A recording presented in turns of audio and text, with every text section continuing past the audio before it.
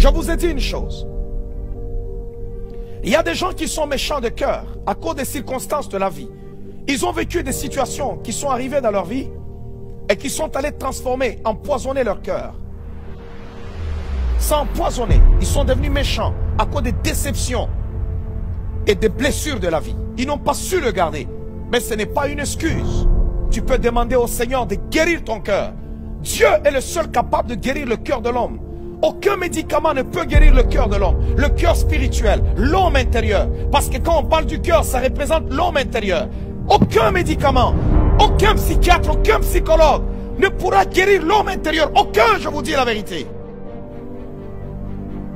Nous sommes dans des sociétés où il y a des psychiatres, des psychologues partout et où ils sont considérés comme des dieux. Mais en réalité, regardez tout ce qui se passe. On entend dire que tel a tué, a massacré les gens de sa famille, tel a fait ceci, est allé tuer les gens dans les écoles. C'est un problème de cœur. Ce sont ces petits éléments que les gens laissent comme ça dans leur vie, qui sont en train de croître. Ça pousse, ça grandit et ça s'en va pour détruire. Mais il y a certaines personnes, la méchanceté du cœur est devenue l'hérédité.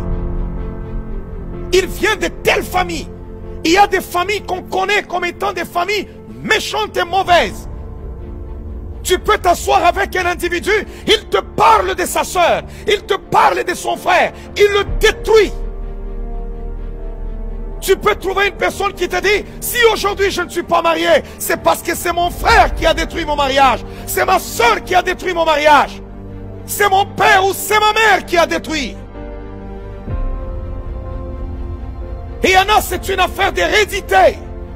Ils sont même connus dans leur village, connus dans leur ville, connus dans leur quartier, comme étant une famille méchante et mauvaise. N'avez-vous jamais vu des gens dans l'église où tout le monde te connaît? Tu as la réputation d'être un méchant. Tu es le Nabal de ton église, le Nabal de l'intercession, le Nabal, je ne sais pas, de la chorale. On sait que tu as un cœur méchant. Même là où il faut comprendre les autres, tu ne les comprendras pas. Il faut seulement que tu pratiques de la méchanceté. De la méchanceté. Il y a des hommes qui sont des grands malabars, costauds, grands, mais ils ne sont pas capables de maîtriser tout simplement leur femme. Tu vois que l'homme regarde, il a peur de la méchanceté de sa femme. Il a peur d'elle parce qu'il connaît sa capacité de nuisance. Il connaît sa capacité de nuisance. Il sait qu'elle peut te nuire.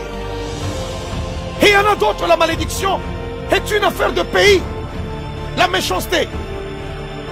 Il y a des pays, quand vous le regardez, vous regardez certaines personnes, vous regardez certains pays, vous vous dites non Seigneur reviens. Vous vous dites non Seigneur reviens.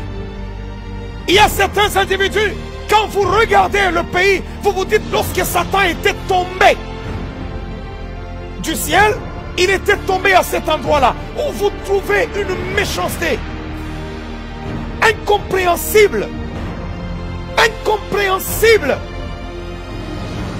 Vous pouvez trouver certaines personnes, il y a des méchants partout, mais vous pouvez trouver d'autres peuples, ils ne pourront pas faire du mal à leurs frères.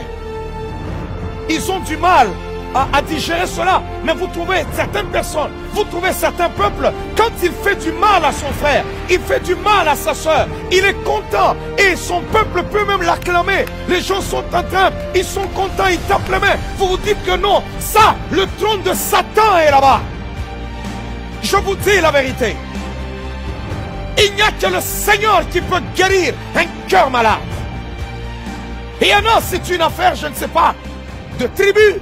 Il y en a d'autres, c'est une affaire, je ne sais pas, de ceci, des expériences de la vie. Mais il y en a d'autres qui l'ont développé de par la naissance.